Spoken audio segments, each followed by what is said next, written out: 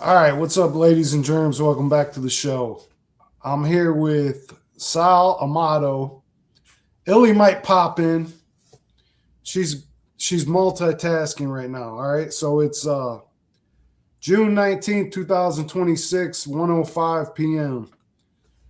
Sal's an author. He an actor, boxing promoter. So he's got a lot going on. Uh, Go ahead and Yeah, introduce the yourself. the boxing promoter. It's really my. I mean, we were talking earlier. My friend Bobby Hitz is a promoter. He was a professional heavyweight boxer, and we do a lot of. We do about 3, 4 events a year here in the Chicago area with Hitz Boxing. But as an actor, voiceover artist, and a variety of other things that I've done, some success, lots of no success. Life's a journey, man. It's a Got to roller take a coaster. shot. Yeah, you got to roll the dice, see what happens. If you roll a seven, you crap out. Keep trying. What are you going to do? But as a writer, I write a variety of different things, and when I get a bug to write, when something's it's therapeutic for me. It's helps control anger management issues, and rather than going out and whacking a bunch of people, you just write about it, and you get it out of your system, and you're all Oh, good to go. maybe I And should that's what try I did. Yeah, that. I'll tell you, it really is. It really helps calm you down when you write. And you have these ideas, and um, it's a lot easier to write it than to do it because if you do it, you got to answer for it. When you write it, you just write it. So when I wrote, I had started writing Hidden Powers: Disclosure from Within about January of last year when I got serious about it, and I was in the middle of doing another show that's going to a vertical drama network called Bakers and the Burbs, and I've had this idea, um, the story in my head, so I did a bunch of research, and I already had a pretty good knowledge base about stories and ideas regarding disclosure, regarding UFOs and people who are experiencers. They call them experiencers. People who, some of them may be lying. Some of them are, the best example I ever cite is that Betty and Barney Hill from 61. I think it was 61. And was it New Hampshire or Connecticut? One or the, I think it was New Hampshire.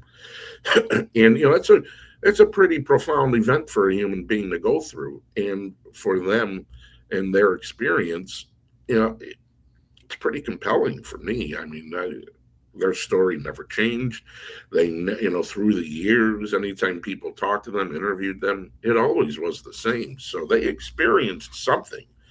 So in the book, there's a foundation that is utilized, which is the supposed meeting of 1954. It's a I took a bunch of there's a tagline for the book. It's when all the conspiracy theories become reality, will the truth really set us free? And that's the question we look at today. Okay, we're seeing supposed droplets of disclosure. Lots of people don't believe it.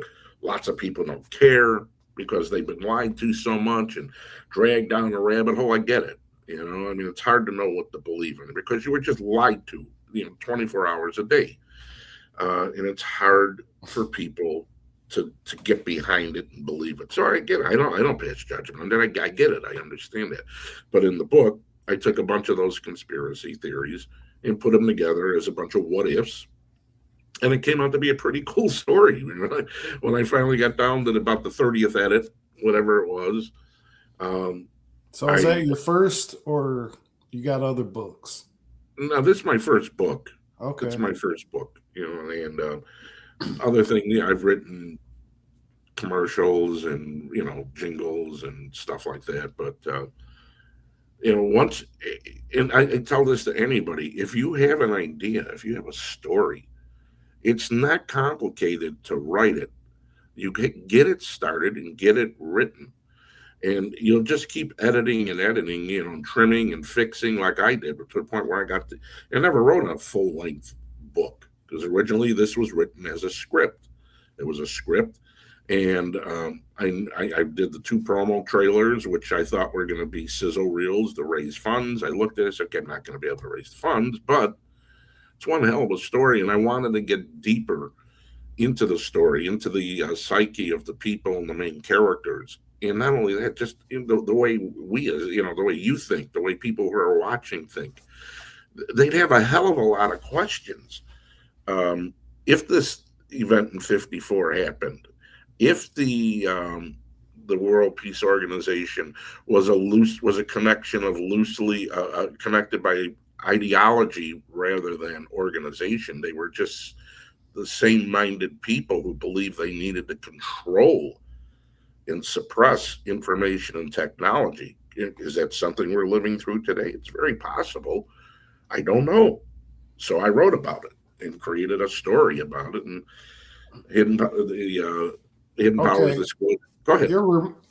what you're talking about reminds me of. I just want to touch base and understand if you know about this, right? So, are you familiar with Werner von Braun and Project Bluebeam? Yeah. Okay, Yes. that's what it's starting to sound like to me. So, I mean, let's say it took 60 years, you know what I mean? But they play the long game, right? Hmm. So that's what I think that's what we're dealing with. And I think that's what you're talking about, if I'm Yeah. right. Yeah. Well, when you get in, when you talk about the long game is drag it out as long as possible so they can milk it for as much as they can before it either blows up or how long can they suppress reality for? I don't know. We'll see. And what is the reality? I don't know. We still don't know. When you go back to Warner von Braun, you go back to Project Saucer, which was before Project Grudge and Project Sign, which then became Project Bluebeam. Um, the Air Force was in control of all that, and then when Hynek came on board and others, the Air Force, there's so many. You could go again. You can go down the rabbit hole on these stories about Forrestal, how and there's a point in the book where Forrestal um, changed his name for safety. With Truman, Forrestal wanted to disclose the information about Roswell and the truth. If there's certain when you go online and you research it, you'll see that that's part of the conspiracy lore that Forrestal wanted it out, and then all of a sudden Forrestal winds up at Bethesda, and dives out the 16th floor of Bethesda at 2 in the morning in May of '49. And the story was, well, he was tired, he was depressed, he was drinking. Well, there was no real information or truth about that to be found online other than the people who were presenting that narrative to the public. So it makes you curious because, as we know, we get lied to, we're bullshitted constantly. So I just get curious. I tell people, you can't pick sides here, man. This ain't about sides. They're all trying to get you to pick a side to root for a team that might not be yours. Yeah, So you choose self interest, self preservation, and be curious about these things. And I'm always curious about this stuff. I am not a fanatic. I don't get fanatical, and I don't become tribal where I surround myself with like minded people or idiots. I am very interested in getting to the bottom of reality because I think the truth really will set you free if you can ever get to it.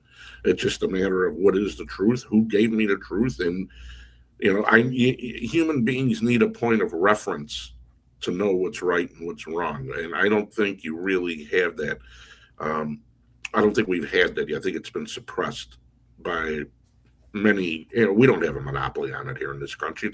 We're not the only ones who are being screwed.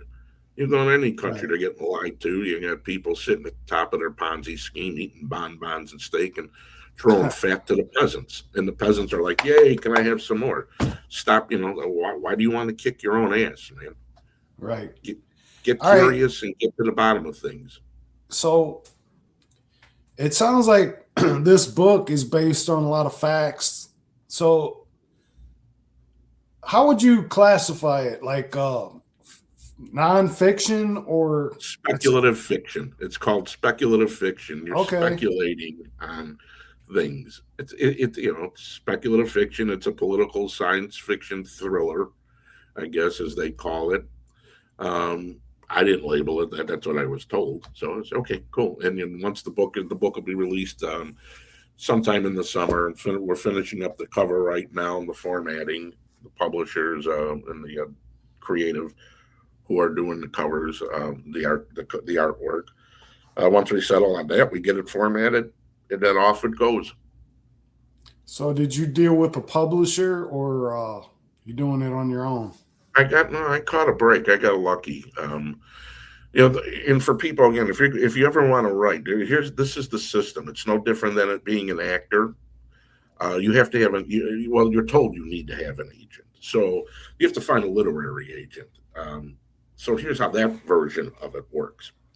You need a literary agent. So you send query letters, whatever your book is about, whatever your subject matter is. You have to find literary agents that represent writers of that subject matter.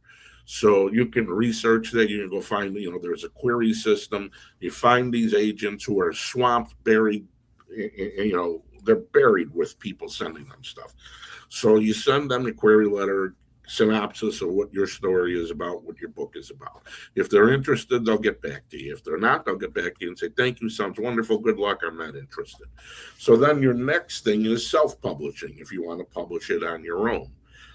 It's a lot of work. It's not easy, because if it was easy, everybody would be doing it. And you have to understand promotion, marketing, just like what I'm talking to you about it right now. This is all part of it.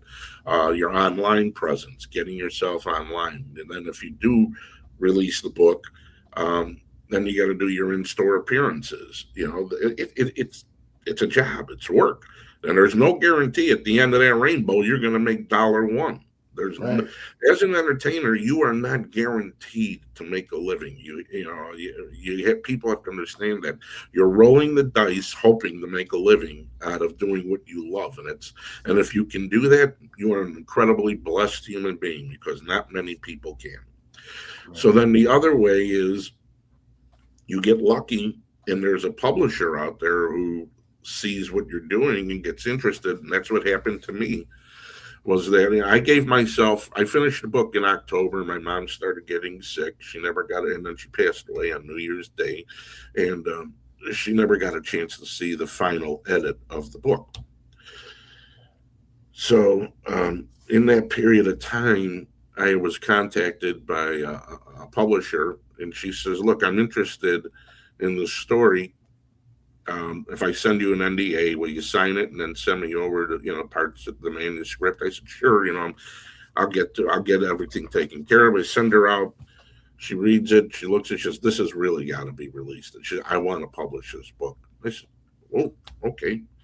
So I'm hoping that it's real, because like we just spoke about, you don't know. I could be talking to somebody who's just full of it. I don't know. So I look into her. I said, wow. Okay, great. She's a wonderful human being. She's been very helpful, very supportive. Because, like I said, it's my first book, so I know things, but I don't know everything, and I'm learning as I go along. And we're working on the cover right now. But those are, for the most part, if you're looking to write a book or do anything, those are the ways it happens. It's either you're going to do it on your own. You land a literary agent. Here's the thing about everybody thinks, okay, I got a literary agent. Well, now the literary agent's got 60 other clients trying to push to the publishers. You might not ever get your book published. It might take 2 or 3 years. That's just the way it works. It's the way the system is. And you got to understand, put yourself in their position. If I'm a literary agent, I'm getting 500 submissions a week. How the hell do you think, or a month? How do you think anybody's going to go through all that? So you got to be reasonable and understand. And just like as an actor, you do 10, 15 auditions a month. You might get 1 or 2 parts, maybe none. It's got to bounce off you, man. It just bounce right off you. If you don't hear anything, if you don't get it, you just keep going until you find. You got to keep knocking on that door.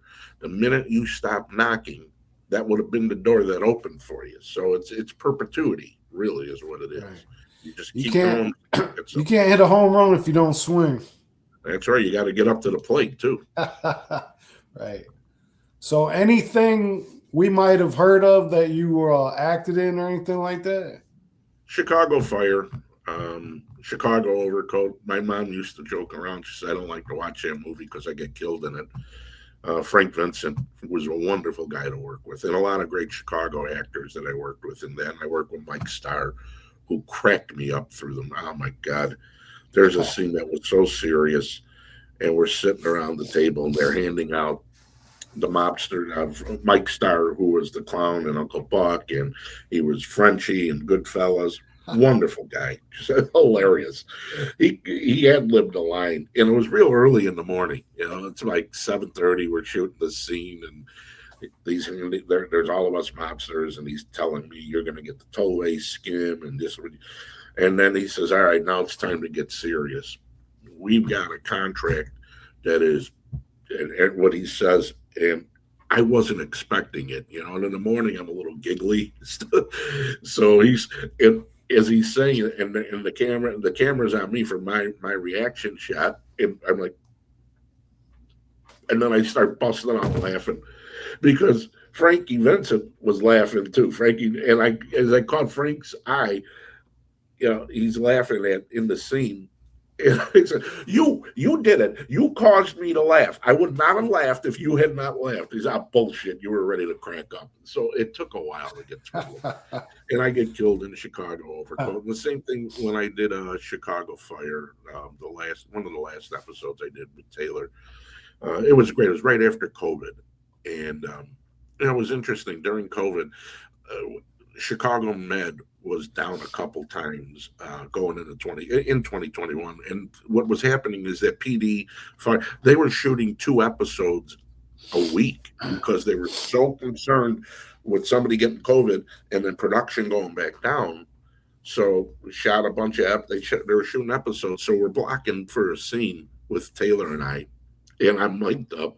Taylor pulls up in the car, and we're exchanging lines as you know, they're blocking the scene, means they're, you know, camera angle, make sure I show up where I'm supposed to show up. He shows up where he pulls up, and he screwed up a line. I thought, I'm saying to myself, you know, as we're going through the lines, I said, so we stopped, the scene ends, and I said, let me ask you something. Did you miss a line? He said, yeah, I screwed up. I said, good. So you're the asshole, right? Because I wake up every day. My wife tells me I'm the asshole. So you're the asshole today, right? He said, yeah. And you can hear everybody in the back of the production crew laughing because, you know, we're just like we've known each other for 30 years, bullshitting and busting balls with each other. And I said, what kind of seasoned actor blows a line like that? How do you miss that? And he starts laughing, and then when I look in the car, and he's got a little miniature script on his leg, a little script, and I said, "What the hell is that?" And he says, "Oh, he says I got to keep the script." I said, "So you screwed up the lines with the script?" I said, "You're supposed to be a seasoned actor, sir." And he says, "Sal, we're shooting 2 episodes a day. It's kind of hard to keep track." I says, "Oh, well, all right. Well, I'll give you a special dispensation for this one. But after next year, this stuff can't happen." So there's all kinds of fun stuff that happens when you're shooting on shooting the scene, and then you got to get down to business, shoot the scene, and then get out of there. You know, Big Leap was another show that I had worked on. All right, hold on one second. Let's get back to we were talking before we started recording. I get the impression that you have I mean, this is a conspiracy podcast, all right? Tell me, you were talking about COVID.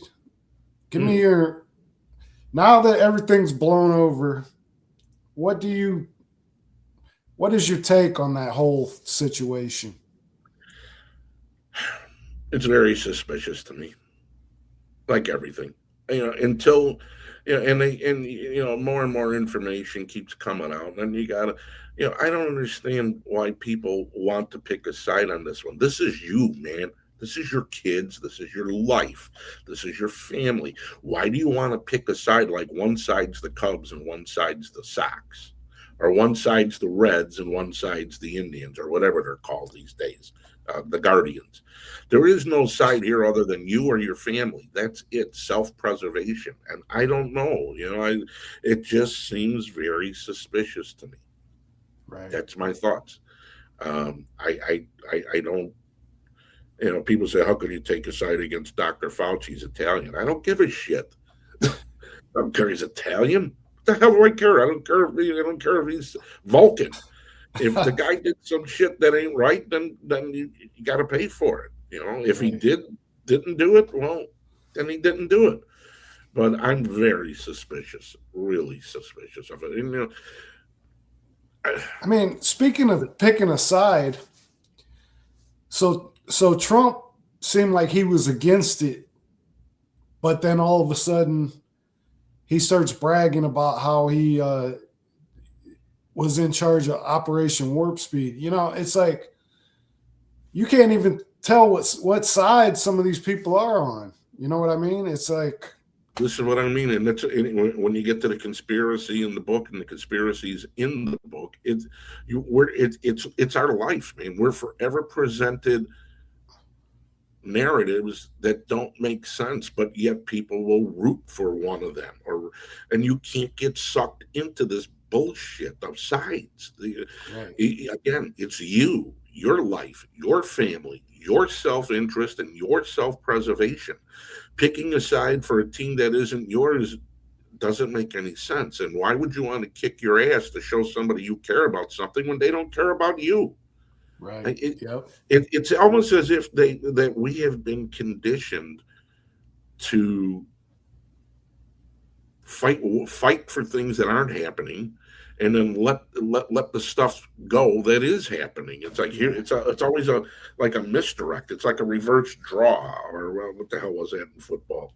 Whatever. It just seems very scripted, and I'm always curious. I don't trust anything. I don't trust anybody until I am 100% sure. I don't take sides. I'm not a fanatic, and I don't join a tribe. I don't join a group of people who all want to go "Rah, rah, rah," That's until you're sure. You don't want to go after the wrong person, just like you don't want someone to come after you for assuming or believing you are somebody or something that you're not. I have one commandment in my life: don't do shit to people you don't want done to you. That's it. That's all 10 of them put into one. There you go. Live I your life. mean, honestly, that is the main commandment. Treat your neighbor as yourself. I mean, that's step one. And Well, yeah, and then there's that line from Roadhouse? Be nice until it's time to not be nice. right, I said, like, I joke around and say, well, look, even God got mad enough twice to wipe out the whole planet. So, right. somewhere along the way there is a fine line that Oh. you can't cross. Oh, I'm definitely guilty of that. I mean, I'm not. I don't claim to be a saint at all. I've No, done a lot of bad things. yeah, and I think we're put in the positions to in life where I think we all know what's right and wrong, but then you got to kick into that self-preservation mode. And then there's some people who are just born mean, man. They're just mean. They're just mean, and they're missing a trait that most humans need to have, which is empathy to a point, um, compassion to a point. Compassion, yeah, that's what I was Yeah, gonna I mean, say. yeah, if you think you're going to go hug a pit bull while it's foaming at the mouth, and you say, "Well, you just need a hug." No, if you remember in Stir Crazy with Grossberger, remember the movie Stir Crazy with Richard Pryor, Gene Wilder, Yeah. and Grossberger's sitting there at his table. He goes, "He's just never been hugged. He's never been. He just needs a hug. Do you need a hug?" And then Grossberger, he's growling at him. It's probably not going to work for you. There's a point where self-preservation should kick in for you. Where that is for everybody, obviously, it's different. Right. Everybody's different. All right, so let's get into the actual plot of the book, and and and then after that, like, where can people find it? All right. Well, the book, the foundation is the supposed meeting at Hollis Air Force Base, Allen Air Force Base with Truman, military brass, scientists, the supposed intelligentsia, which to me is always the overeducated. Majority of them have always been wrong about shit. But anyway, so they're there. And this is, again, my imagination. What if this meeting really happened? What if there was a meeting between the Greys, the Nordics, and the U.S. government? And by the way, for people that don't know, there are people that swear up and down that this was when Eisenhower was the president. Yeah. And there are people that swear up and down that this meeting happened. I don't know what evidence. I don't know. Wasn't there. I don't know. I wasn't there. Right. I just think it's a fascinating concept. And there's, and then again, you got people taking sides. Eisenhower, if this did happen, see what the story is. The Greada Treaty was supposedly a treaty where we had a choice between the Nordics, which were tall, very translucent styled aliens, but you go through research. Well, they look different in certain people's research to other people's research. And then there were the Greys, who are the ones that we always see, the evil Greys in the big head. And, like they got football helmets on. So we were here, us in the United States, we were offered a choice. The Greys were going to give us all this technology, as the Nordics were. The Greys were going to let us keep our nukes, keep doing what we were going to do. All they wanted to do was experiment on a couple of humans so they could help us. The idea was they were going to help us by, for lack of a better term, abducting humans, keep it quiet. They would never know they were abducted, so they can research us and find things that would fix us. The Nordics said you can't have your nukes. There's no way in the world you can keep your nukes. You have to come out of this uncivilized war zone that you live in here on Earth and live like peaceful, civilized human beings, so you can join the Galactic Federation, if you want to use that term. So now you're talking, this is 1954, February 54, supposedly when this happened at Holloman Air Force Base. There's a story about Eisenhower where he chipped a tooth, a chicken wing or something, supposedly went to a dentist. When you do the research on that, it's kind of sketchy whether he went to a dentist, because the dentist supposedly wasn't around when they say he went to the dentist. The media reported that Eisenhower was missing. But then, 2-3 days later, they came back with valid reasons what happened, and then the public just said, oh, okay, cool. So for that period of time here, there's a conspiracy theory that they had met with these aliens, and we're at I said we're at the peak of that Cold War. Don't forget, in 49 in Kazakhstan, the Russians launched and tested the first nuke for themselves in Kazakhstan. So now we're in this Cold War period. Eisenhower is, imagine being President Eisenhower. And that's what I did when I wrote the story. I said, what the hell? I get to choose from either getting shot in the stomach or kicked in the ass and stabbed in the back. Which one am I going to go with here? I don't. It's a if it did happen, what a horrible position to be in. So the Nordics, the story, the conspiracy thought was that the Nordics were offering something to us that was just we could not accept, because we were too afraid if we got rid of our nukes and the Russians had theirs, it wouldn't become the Cold War would end and we'd be in a hot war with each other. On the other hand, and you'll see in one of the trailers, Ike says, boy, I hope this doesn't come back. I hope this decision doesn't come back to bite us in the ass. So in that 4 hours where these aliens presented their ideas, supposedly, Eisenhower, you've got all these people, these important people. I imagine in my head, man, those had to be some pretty deep conversations among all them people, and then they were going to give their analysis to Ike, who was ultimately going to make the decision. And I mean, just my God, the pressure that would have been not only on the pressure is on Eisenhower in the story. And if this did happen, it would have been on him as well. Holy shit, can you imagine the pressure? Right. You got these lunatic hawks that are thinking, oh man, we can have all this technology and rule the world. Not even thinking that other countries may be negotiating with the aliens too. See, shallow mind, small mindset, but yet they're all the geniuses. Then you have not only the you got the dubs who are saying, well, if we get rid of the nukes, the conversations would have been really just to be a fly on the wall. For any of those things would have been pretty damn cool. So I wrote it out that way. Uh, and then it goes and, it comes up to present day, and disclosure from within comes from within uh, the WPO with Victoria Sterling and Sarah Moore, who is the investigative journalist, who does what they do, and we go from there. It takes all those conspiracies and what ifs and makes a story out of it. I'm not saying this is what happened. Again, when I watch Dumbo, I'm not saying he's a flying elephant. It's a story. But certain parts of it most definitely did happen. So I I think the listeners need to understand that.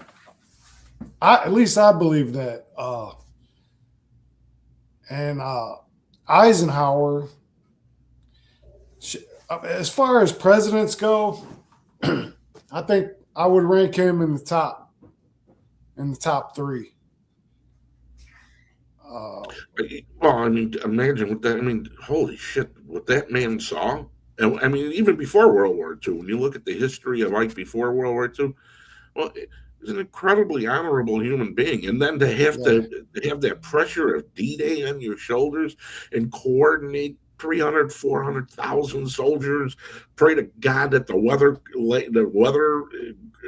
cooperates, and knowing that all this is going to happen, there's no way to stop it. These people are going to die. You're going to be sending people to their death. That's a lot of pressure, man. But that's what they say. People say, well, that's their job. That's what they sign up for. Yeah, it doesn't mean you can't be a human being and say, holy shit, man, that's a lot to deal with. But they're different people too. Don't you think? I mean, they're structured differently, I think, too, than guys like me. I don't know if I could send 300,000 people to the shores and have them get wiped out. That's hard, man. It's hard. Yeah, I mean, I was in the military, and I was deployed a few times, and I'm gonna be honest. All these people that say they have PTSD, and I understand, like, maybe you didn't realize what you were getting yourself into, but like people that were in Vietnam, yes, because it was they were drafted, right? And I understand that it can be overwhelming, but it seems like every other vet that I run into claims to have PTSD. Well, that to me, that's not an issue because I knew what I was getting into. My dad was in Vietnam, and I already kind of understood what I was, what was expected of me. I don't know. I don't need to get on a rant here, but it just seems like a little bit much to me. Well, everybody has a different breaking point. I mean, everybody's got different breaking points, man. And thank you for your service. People don't get it. Anybody in the military, and my father was a Marine, my uncles were in the Army. And especially during Nam. Oh, I mean, guys came back so bad. They were so screwed up. And I really think that was one of the things that kept me away from doing drugs at all, was that, I saw all of that. And I said, holy shit. Even though I was a little kid, I didn't know how to process it till I got older, but I always knew, no, I'm not, you want to smoke pot, knock yourself socks off, have fun. You want to do heroin? I don't care. It's not my thing. I don't put ketchup on my hot dog. There's things I'm just not interested in. Smoking weed, doing coke, heroin, it's not even on my radar. But those guys, I didn't go through the experiences, and I have cousins who were in Bosnia and were in Iran or Iraq, and friends who served. and everybody's got different points that they can tolerate, and it affects them negatively, I'm sure. And I don't know if they get, I don't know how they get through it. I don't, because they've seen shit, you've seen shit I never saw in my life. You've had to take orders from things about things, and when you're in the military, that you just, it's like you just do it. That's what you're told. You got to do it.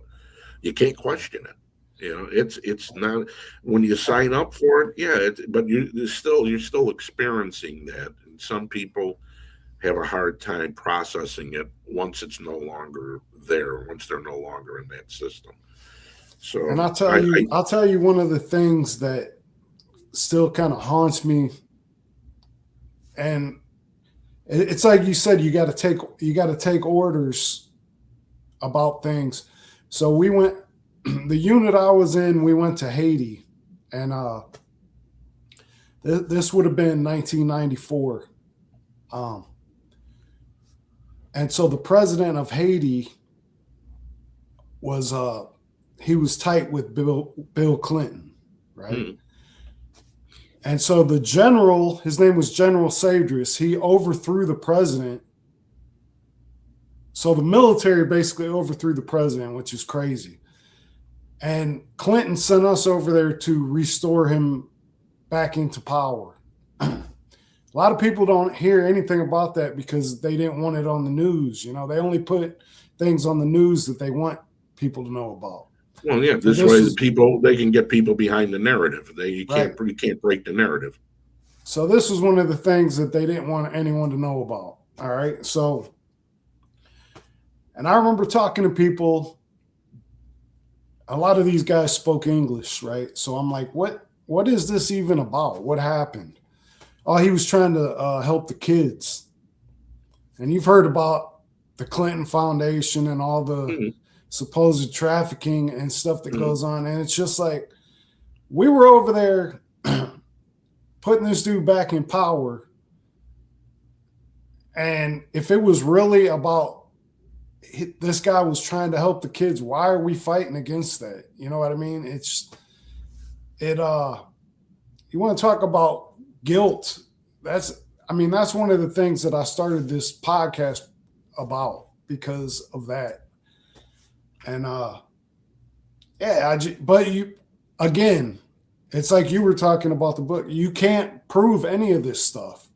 You know what I'm saying? So it's like, Unless you get a Snowden or somebody. And look, they dumped all these documents, and people still don't want to believe any of it. Between Snowden, what was the other guy who dumped everything? Uh, Assange, Julian yeah, Assange. Yeah. all that stuff's out there, and people want to live in denial of it. And I tell you a lot of I've got friends and family. They just don't. You wake up every day. I would love to wake up every day and just go, oh, nice. Every day you wake up, there's another big pile of shit stories about the latest murders, robberies, muggings, and rapes. Every single day, it's miserable, toxic, negatively charged crap. And just once, it would be nice to wake up and go, oh, that's nice out, and not have to deal with craziness and insanity. It's such a, I always joke around and said, look, I really, I don't even know if aliens or, I think sometimes maybe they just fly right over and they look down and go, nah. And then they head off and they bounce off, they go somewhere else Right. because we ain't ready for it. And it's sad that like you were curious. And this is what I mean about you have to be curious. I don't care if somebody is an authority. You're still, why am I doing this? What am I doing this for? What is the point? Are you being used as a pawn? We were toying around with the idea for a book cover of chess pieces, right? So you get the back row, and then the people were the pawns protecting the back row. Um, and there's little marionette puppet strings on the people, making the people the pawns for the symbolism of it, Right. which I like, and I don't know if we'll be able to fit that in for the book cover. But I thought it was just, it was just something in my head. It's like we're forever. I feel like a pawn.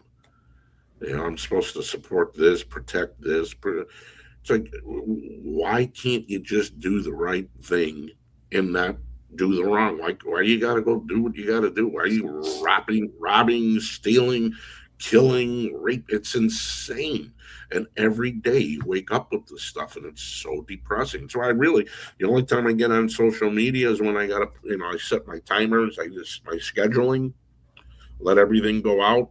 Because if you spend too much time on social media, you'll bawl your eyes out, and then you'll get angry and want to start punching people because it's so screwed up out there. Right. And half of it is run by AI, which is a whole nother story. But I see. The way I wrote it in the book, Joe. The way I wrote the book is that they're loosely connected by ideology. A lot of them don't even know each other. It's an ideology they believe. That's how I wrote it in the book. The conspiracy is that it's an ideology aligned. They are aligned through ideology and believe themselves to be the people who have to protect Earth. They've convinced themselves and bullshitted themselves into the point where what they're doing is protecting us. And everybody's expendable because if they try to expose the truth, that threatens those in control's power, so they have to be eliminated. That's how in the story. So there's a lot of parallels in life in the story, um, but I don't think it's like a union. It's just that they are aligned ideology, through ideals, through thoughts. They're aligned with each other in the process of it. And hopefully, eventually it will be disclosed, and maybe we can find a way to becoming civilized, and wake up one day and go, "Oh, it's nice out. Nobody got shot. Everybody's fine." You know, well, I speaking think of disclosure, that's Once Upon a Time in Hollywood fairy tale, right? Like at the right? end, sure, Once Upon a Time in Hollywood, the movie I snored through to the last half hour when he started blowtorching people and banging people's heads. I was cheering in the theater when he comes out with the blowtorch and blowtorches this girl in the pool. Yeah, my wife's looking at me. Said, "What are you crazy?" I said, "No, this is great." And Brad Pitt's banging the girl's head off the telephone and off the fireplace. I said, "Yeah, that's justice. I like that. That's nice." So I like Steven Seagal movies. He killed people really nicely. He would break their arm back, make them suffer, make them pay for the injustices that they created throughout the movie. Right. And then Once Upon a Time in Hollywood, at the end, that's a fairy tale ending, right? Right. They got theirs. Sharon Tate lived. They all lived, but the Manson family got taken down. So that's a fairy tale. So maybe I don't know. Maybe Hidden Powers Disclosure from Within is a fairy tale. Who knows? Yeah. So the disclosure day just came out. What, Friday? Was it last week? It would have been my mom's birthday. Yeah, last Friday. Okay. Yeah. I'm sorry to hear about your mom too. So, No, thank you. Thanks. But it was. I enjoyed the movie. And oh, you went to go see that? Oh yeah, I wanted to see where he was coming from in the story. Compared to what I wrote, compared to S4, compared to Age of Disclosure, and I was talking about this with my publisher. It's like a trilogy. The Hidden Powers Disclosure from Within is like the final in the trilogy of disclosure for 2026. You had Age of Disclosure at the end, the very end, tail end of last year, coming into this year, which I liken to being disclosure for dummies, for people who aren't knee deep into the scene, for lack of a better term, about UFOs, aliens, and conspiracies about it all. Age of Disclosure really, for guys like me, I knew everything in the story. So then the people who are like me looked at it and said, "Well, we didn't learn anything new." It's like, okay, but you live in it. You're involved in this daily. If he catered to people like me, there'd be 8,000 people who would want to see the movie, and that would have been over with. Instead, it really did a deep dive into the stories that I'm already familiar with, and a lot of people who are into the stuff are familiar with. But you get, again, jump out of what you think you know. There are millions of people who had no clue about any of this stuff in the movie. And that's what made it successful, is that it brought regular people who normally wouldn't be paying any attention to this stuff. They go, wow. And then they go get curious, and then they go look things up. And that's how you get people to get involved and at least ask questions and say, well, wait a minute, that doesn't seem right. You got to be curious about things. Right. And Now, then as I haven't seen it yet.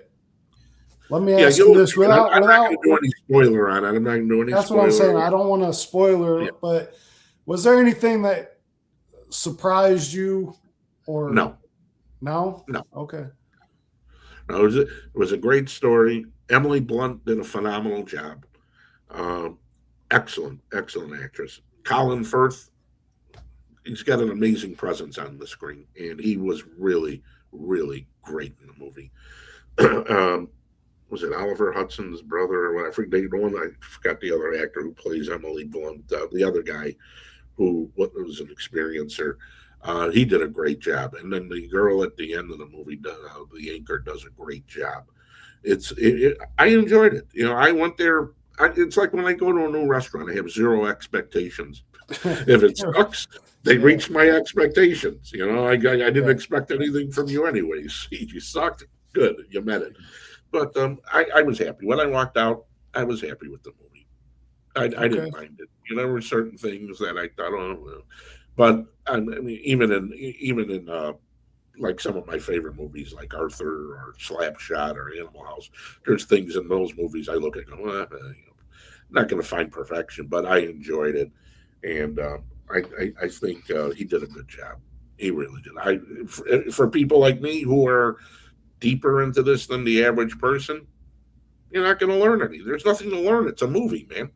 Right. It's a Yeah. movie.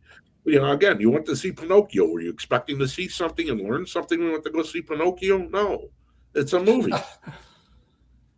Take it with a Okay. grain of salt, Speaking of or Pinocchio, yeah. the Pleasure Island scene. You know what I'm talking about? And the bar. Honest to God, I never saw Pinocchio. Okay. I never saw. Here's a weird thing. I never saw Pinocchio. Never saw Cinderella. Never saw Snow White. A lot. The Disney movies that I saw that were my favorites were like Bedknobs and Broomsticks, one of my favorites. The Aristocats, um, Dumbo. I never get bored of Dumbo. It's such a cute story. Um, there's a couple other, but I missed a lot of. There's certain things of pop culture that just didn't interest me, and just like Dukes of Hazard, shows that BJ and the Bear, um, Banachek. I never saw an episode of that. I never saw an episode of Cheers. I never watched MASH ever in my life. I couldn't tell you a thing about it. If it Oh, my doesn't dad interest, loved MASH. I couldn't stand it. I'm like, oh my yeah, god, we got to watch this again. yeah, well, it's on like 45 channels, 35 times a day, and I don't. There's just certain things that if I'm not interested, it doesn't mean any. I'm not telling anyone else it sucks. I said doesn't interest me. That's all. Yeah. Certain things I'm interested in. I'm a disco guy, believe it or not. I'm a blues guy and a disco guy. I resented rock and roll for quite a long time because I couldn't figure out why the hell are you mad about disco. I listened to Aerosmith, ZZ Top, Moody Blues, but I also enjoyed Donna Summer, Giorgio Moroder, and Chic, and Bernard Edwards, Nile Rodgers, all these other artists. I love the OJs, Earth, Wind and Fire, the Spinners, Bobby Blue Bland, BB King, Etta James. I mean, there's all kinds of music to enjoy. I don't know. I didn't understand the whole disco sucks thing, and it really pissed me off because I was a DJ at the time. And then I found out my cousins went to Disco Demolition here, and when Dow did that in '79, and I held it against them for a year. It's like, you're traitors. How could you do that? you know. And I'm all into a variety of different things, but things that I'm not into, I couldn't tell you a thing about them. Right. My mother was a jazz head. My mother loved jazz. She did jingles for 35 years, background vocals for everybody from Celine Dion to Sinatra, and I mean, just on and on and on. But I became infatuated with more of the R&B, the soul, the funk, the blues, disco, not jazz. But jazz. I appreciate the artistry in jazz. It's phenomenal to watch jazz musicians work together. Um, Look, they've got their charts, their arrangements, and then the improvisation. The guys who do fusion jazz and improvise. Holy shit, that's some deep stuff, man. You got to really be an amazing musician to be able to do that stuff. So I admired the artistry of it, but the music didn't really do much for me. All right. Me and you got a lot in common, dude. I'm glad we got together. So you don't have any information on far as people purchasing the book because it ain't out yet. Yeah, it will be available on Amazon. It'll be I figured, available as yeah. a paperback, hardcover, ebook, audiobook on other platforms. Um, Working out the details to make sure it gets into the stores. I don't know which stores. It'll be available on my website too. You can visit my website anytime at salamato.com. Also, I'm on social media on Facebook. It's just look for Sal Amato. Um, I have a group on TikTok actually called the Back in the Day Show. There's about 25,000 lunatics like me who, we don't live in the past, but we cherish it. You know what I mean? I cherish the Yeah. past. I cherish a lot of it. In Instagram, I just started an Instagram account maybe 3 months ago, and it's Sal in Chicago. But you can find all the information, all the links, all the details, and all the updates on my website anytime at salamato.com. All right. You got a link tree?